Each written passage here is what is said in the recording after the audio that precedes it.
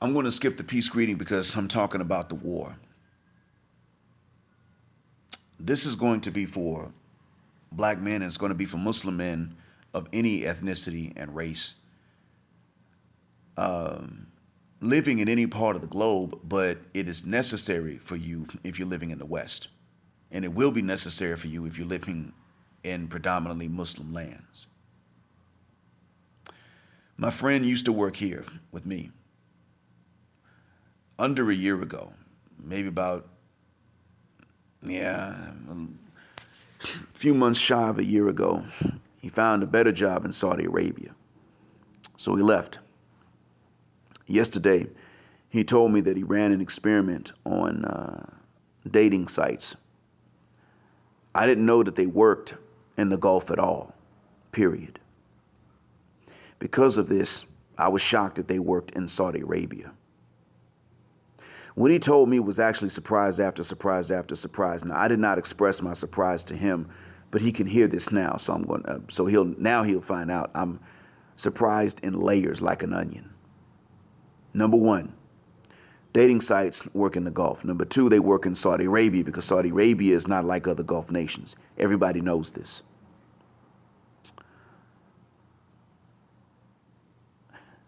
Okay, so now we got the first two surprises out the way. He ran an experiment. He took his colleagues' photographs, with his permission, of course, and put them on his own profiles. My friend used his own biographical information, but with permission used his colleagues' photographs, and his colleague is ranked by women as a 7 on a bad day and up. On a bad day, a 7, anything above that on a good day. He was proving to his colleague that responses from women are influenced by looks, almost more than anything else.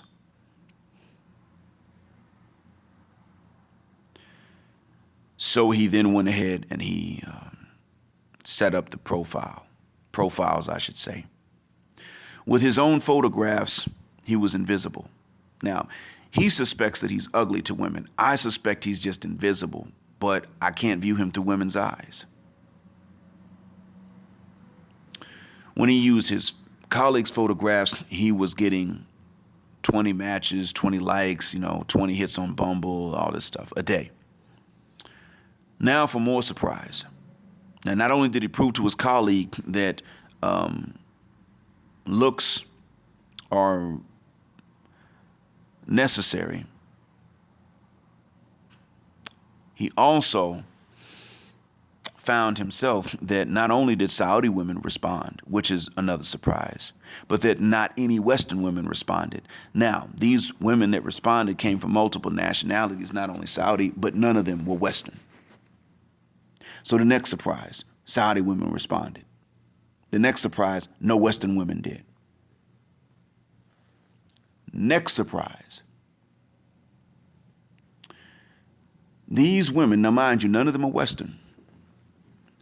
These ladies that responded were 5s and below. By any standards, they would be 5s and below. Let me tell you why.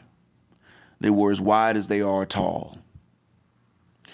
Some of them had used skin bleach to the point that they looked like snow leopards. More than one, from what he told me.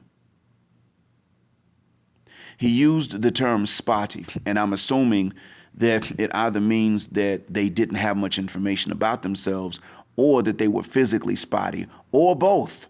I'm going to assume both meanings because he said that they had overused skin bleach in many cases. And then he described them as spotty. So you got people looking like snow leopards. Now stop and think about this.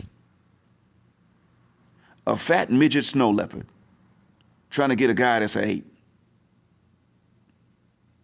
And he said this was most of them. He could talk to them anyway. He could mock them. As they say in his country, take the piss. But they felt that while they were 4s and 5s, they deserved 8s and 9s. And none of them were Western. Okay, this is why I said months ago, when we do travel with these passports, we need to tell the men in these other countries, gentlemen, feminism is coming. It's coming for your sister's soul, your daughter's soul, your cousin's soul, your aunt's soul, to turn them against you and any other men. Headed off at the pass. And what is the pass? The pass is the chat rooms and the movies. Now that we've gotten that out the way,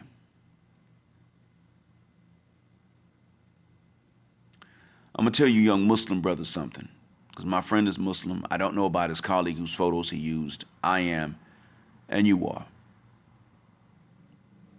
As Muslims, we're even more limited in what we can and cannot do. We can't be licentious, tricking fornicators on one end, and we can't be celibate on the other end. Neither one of these is allowed.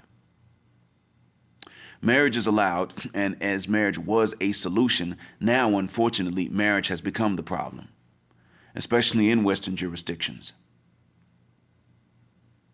So what I'm going to say to you is fasting is a solution, but it's not a permanent one as far as I know. Now, I have said fasting before so as to bring the libido to where they can't use it against you. And I've said that you should take the fast and adjust it.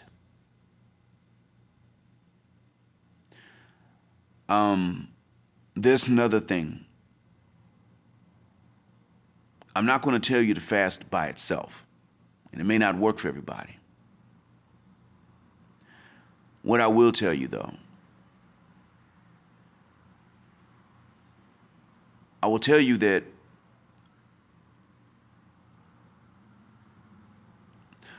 soy products like soy milk, they do, when they metabolize in the body, they do become a synthetic estrogen. Now, it does not completely undo all of your testosterone. It doesn't stop you from producing testosterone. It simply limits it. It mitigates it. So when you do eat, you control how much soy you take in. You adjust it accordingly. Then you save your money and you use the ultimate weapon of all. Now, I'm mentioning these things as weapons because this is war. They want to control you through your libido. They already have more control over reproduction than we'll ever have. But then they want to control you through the libido and then later through the babies. And so this is why I would say to you, utilize not a solution, but 3 solutions, 3 weapons. They form a shield. Because these are not even offensive weapons, to be honest with you. They're defensive. They form a shield together. But this is going to give a result that's going to tell everything. Number 1 is the fasting I mentioned. Adjust it. Number 2, soy products, specifically soy milk. Use that in your cereal. Adjust it accordingly. Use it in your coffee. Use it in your tea. But use soy milk. Take a lot of it in. You're not going to become a lady. You're not going to become effeminate. But the effects of the testosterone are going to be mitigated. It'll probably take a long time before you lose your upper body strength. But what it will do away with, for the most part, is going to be the libido. And understand, the species needs for both genders to have a libido. But right now, in order to win this war, we have to have very little. So, utilize it. Now, these things are for the libido. Next, before you get married, save your money and go get the last weapon that will form a shield together. And that is the reversible vasectomy. not the permanent one. I'm not telling you to do something Allah said don't do and to sterilize yourself. What I am telling you to do is get the reversible one so as to protect yourself. Now, if you have a genetic condition that is a threat to the mother or the kid, and you get a permanent one, I would know why you did it. But that's because of a medical necessity. But I'm not discussing that. I'm discussing the reversible ones because what you really need to do is to just protect yourself. You just need to defend yourself. That's all. Defend yourself.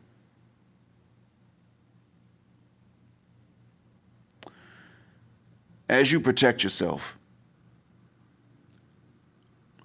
you're going to start looking to get married anyway, and you should. What you do then is you try to go into the most village, remote areas. If you can tolerate someone with that low of an education, try to go to these areas to find your boo, your halal bae. Areas where feminism is the least likely to have encroached.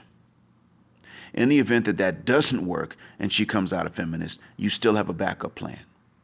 But in the meantime, you got your ducks in a row so that you can wait for however long you need to make sure that now you can trust her before you start introducing babies into the scenario. And trust me, babies are going to change things. But if you see that it can change who she is, not just situation, but if it's going to change who she is, well, you don't have to bring them into the picture. If you don't want to have a baby with who she is after however long you need, I'd say 3 years a minimum, but some of you may need more time. Matter of fact, most of you may need more time. However, you live with her for the length of time you need to, by yourselves. Then when you're ready, you go back to the doctor and you say, I'm ready to reverse it. And don't tell her anything, and go back home and keep on skeeting and squirting bareback, no pulling out, like you've been doing. Go ahead. But I'm going to tell you, when you do this,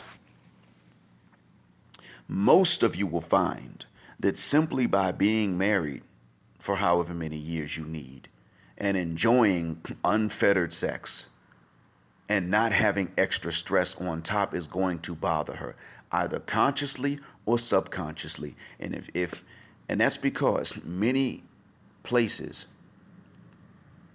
ironically, when it's the lady relative that's looking to get married, they want to scrutinize the man. But once the marriage is there, then they want her to hurry up and conceive. That's the irony of it, right? I'm telling you this, young Muslim men, because you're facing a scenario in which the Muslim women in your communities are utilizing your lack of sexual options against you as weapons, and they disrespect you and have a contempt for you. They shouldn't, but they do. It's like they hate you because you can't go and fornicate with somebody else. They're looking at you and they're saying, oh, you want this, don't you? You never had any, huh? I mean, that's the way that they're treating you. Because, see, my friend that went to Saudi is not the only one that told me about this. When I was traveling a little while ago, I told you all how I got off the bus with my wife, and we saw a local lady traveling with her kids and no adult male in sight, and she couldn't get one of the employees to help her with her bags. It was like, for what? I saw a friend of mine in that city, and this friend of mine told me he's from the UK, and this friend of mine in that city told me how it was that in the UK, the Muslim women, born and raised in the West, were just disrespectful and contemptuous of the Muslim men in the UK. my friend that went to Saudi Arabia has already told me about this. So what I've got is two men, two friends from the UK of Muslim heritage and practicing Muslims themselves, telling me the same thing about how the Muslim women born and raised in the UK have contempt for their male counterparts because of the sexual options that the male counterparts don't have. They don't respect the chastity of the men. They have contempt for the lack of sexual experience of the men. This is war. And I want you, young Muslim men all over, but especially in the West now and in Muslim lands later on, to understand how deep this war goes. And that's why you need these things. Now, the last thing I'm going to tell you before I go is that you will know how effective this is. And the way that you will know that this is effective, it's real simple.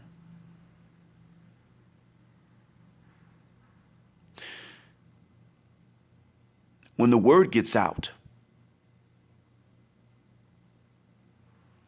they're going to start saying things like, look, we need to know that you didn't have a reversible vasectomy.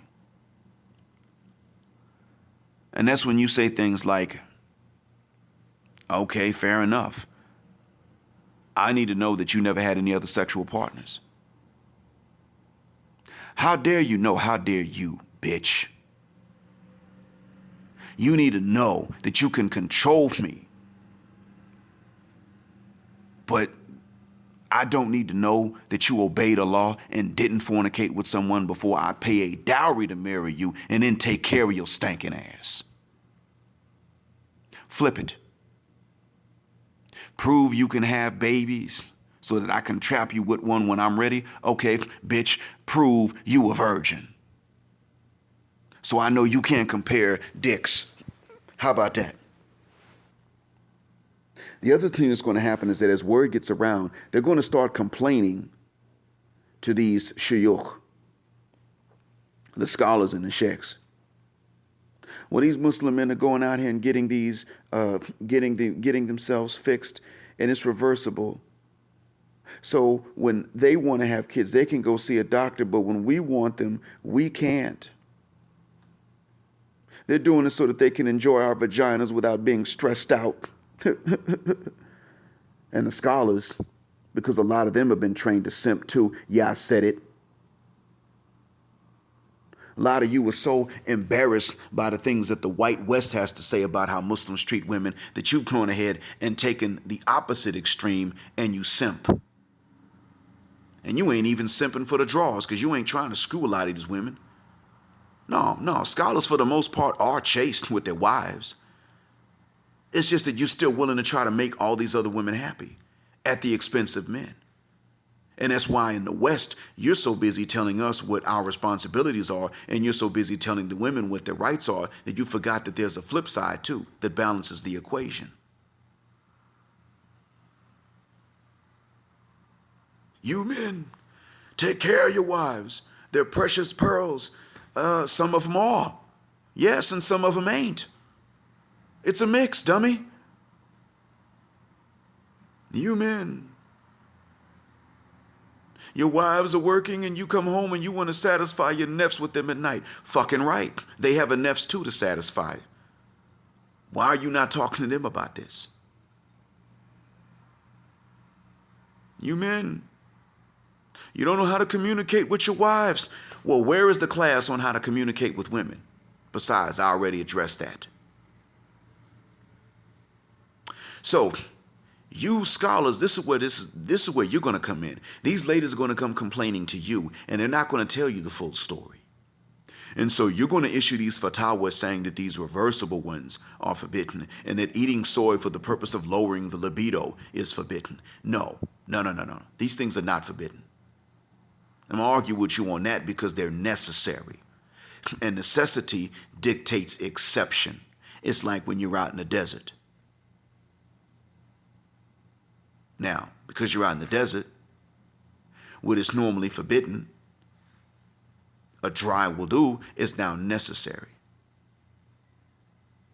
A warthog runs across. There's no other food for you. If you don't kill that warthog, you're not going to make it to find another source of food.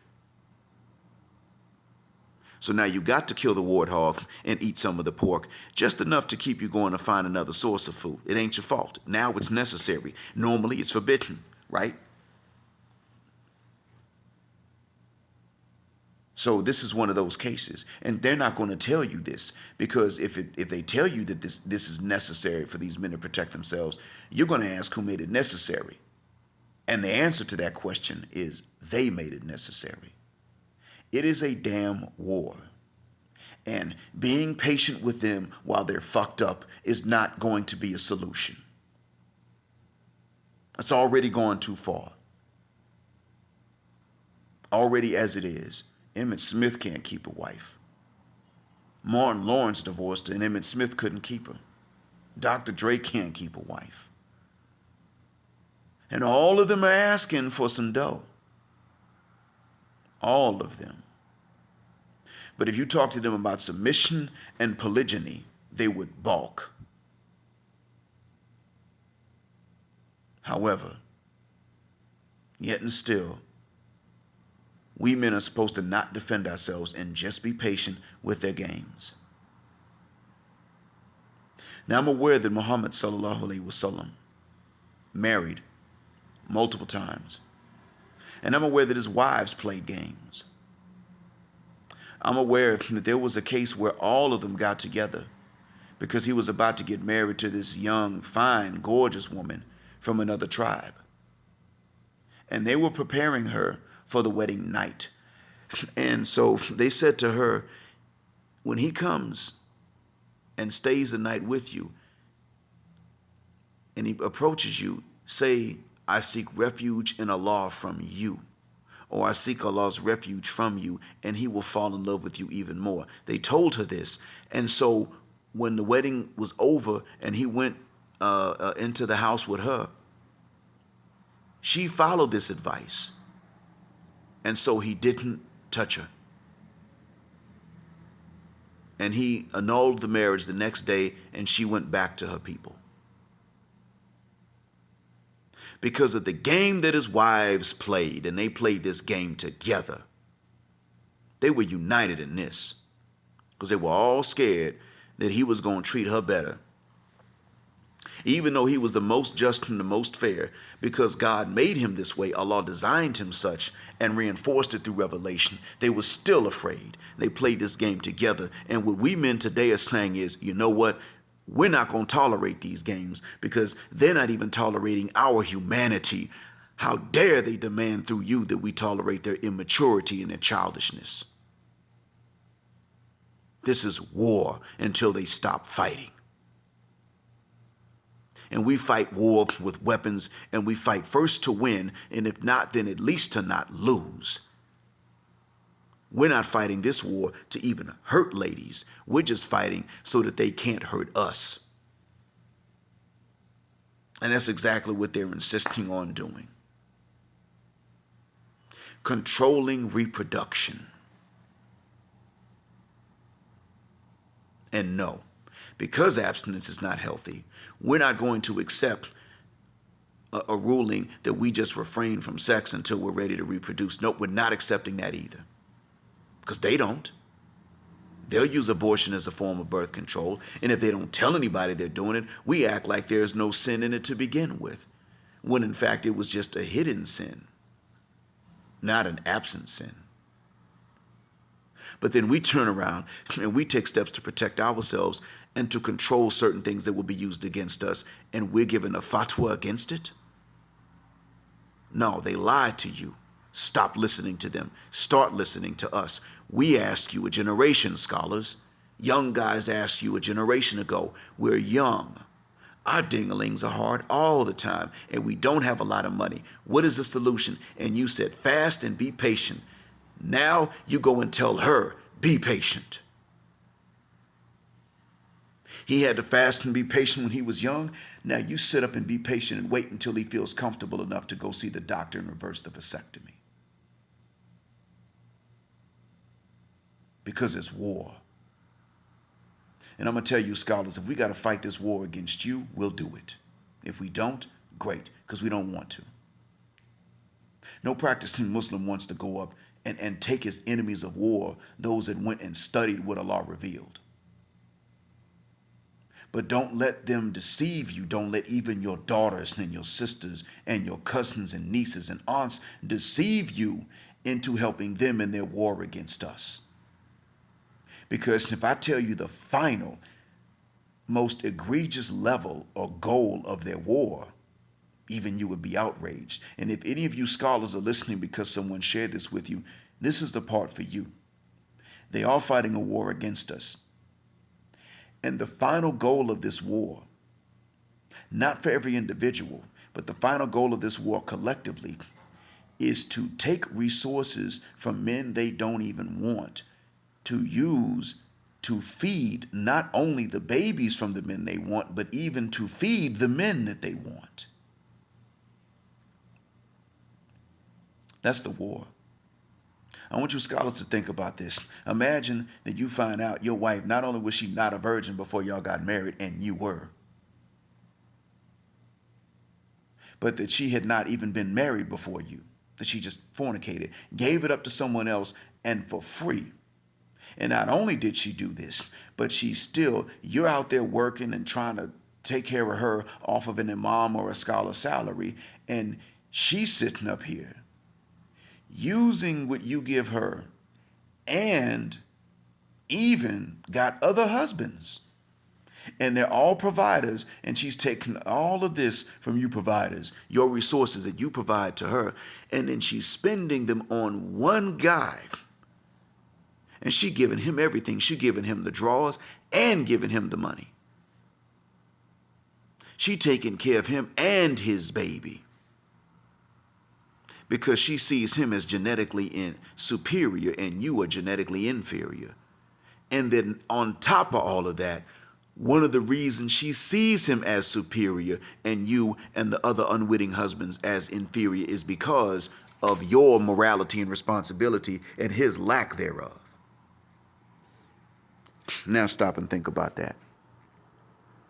That's an insult to you. That's exactly what a lot of these Western witches, not regular Western women, but a lot of these Western witches want to do to men. And that's what they've got a lot of Muslim women wanting to do to Muslim men as well. And you, being a scholar, are the perfect victim because of your innocence. I hope it never comes to this. Just don't let them come lie to you and get you to issue fatwa telling us that we can't fight back, because they're going to do it. And what I'm going to say to you scholars at this point is understand it's been a war for a long time, a lot longer than you've known. And when they come to you complaining, that's part of their deception, because war is deception. And the good ones, the good women that are out there and that do exist, can't stop them. As sad and as unfortunate as that is, the good women could not stop the bad ones. Anyway, I wish that I had better to say. I wish that it wasn't so negative. I hope that one day what I'm saying will no longer be true, and that there can be a balanced and amicable and loving relationship between the genders again, but I don't expect it. Until such time, hopefully this will help. Thank you all for listening. Black heart, black mind, black out. And black and Muslim heterosexual male power just because they don't like it.